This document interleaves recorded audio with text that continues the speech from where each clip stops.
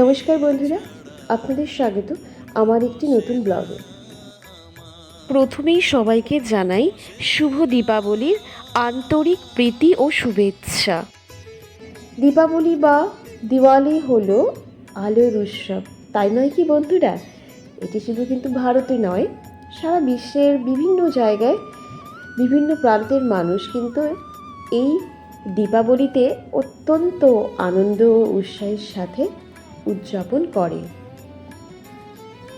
তো আমরাও দীপাবলির আগের দিন আমাদের নিয়ম রয়েছে 14 শাক খাওয়া এবং 14 বাতি দেওয়া। তো সেটার জন্যই আমরা সন্ধেবেলায় স্বামী স্ত্রী মিলে আমরা সেই বাতি, যেহেতু বাড়ির চারপাশে দেব প্রদীপ, তো সেটারই আমরা প্রস্তুতি নিচ্ছিলাম। কিন্তু বন্ধুরা, দীপাবলি মানে শুধু কিন্তু প্রদীপ জ্বালানো বা বাজি ফাটানো নয়, এর পেছনে অনেক গল্প আছে, ঐতিহ্য আছে, গভীর আধ্যাত্মিক অর্থ রয়েছে। তোমরা অনেকেই জানো হয়তো, কিন্তু তবুও যেন মনে হচ্ছে আজকের দিনে সেই গভীর মাহাত্ম্যকে যেন একটু স্মরণ করি। আমরা জানি দীপাবলি প্রধানত ভগবান রামের অযোধ্যায় ফিরে আসার সাথে জড়িত। লঙ্কা থেকে রাবণকে বধ করে রামচন্দ্র যখন অযোধ্যায় ফিরে এসেছেন, তখন প্রজারা প্রদীপ জ্বালিয়ে তাকে স্বাগত জানিয়েছিল। সেই থেকেই এই আলোর উৎসবের সূচনা। তাছাড়াও অনেকের বাড়িতে কালী পুজোর দিন কিন্তু লক্ষ্মী দেবীর পুজো করা হয়। একে বলা হয় দীপান্বিতা কালী পুজো। বিশ্বাস করা হয় যে এই দিনেই দেবী লক্ষ্মী পৃথিবীতে আসেন।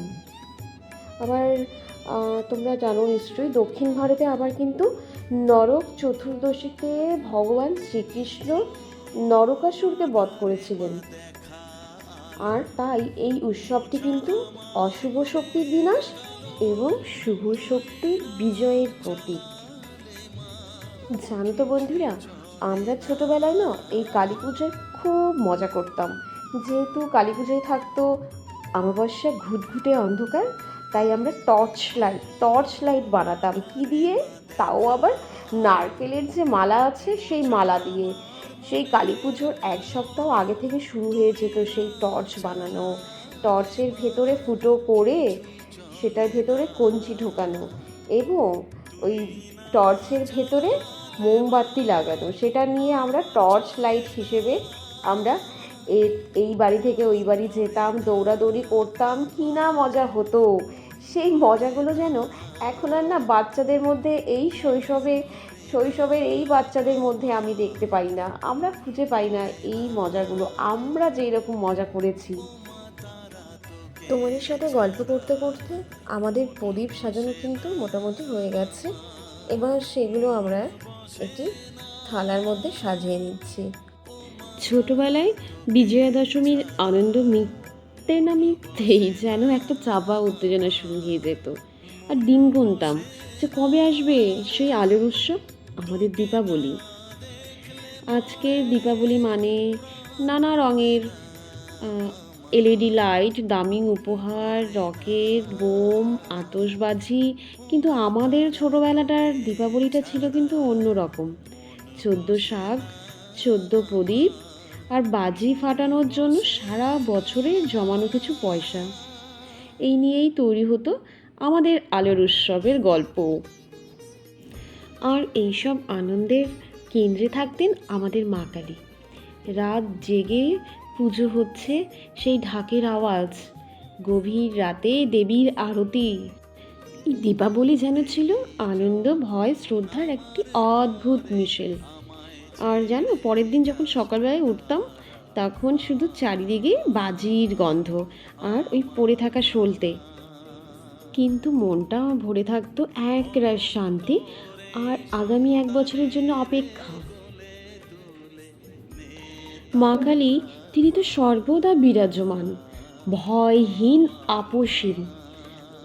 আধুনিক নারীদের এই গুণগুলোই তো দরকার। কালীর রূপে কোনো কৃত্রিমতা নেই, তিনি যেমন তেমনই প্রকাশিত।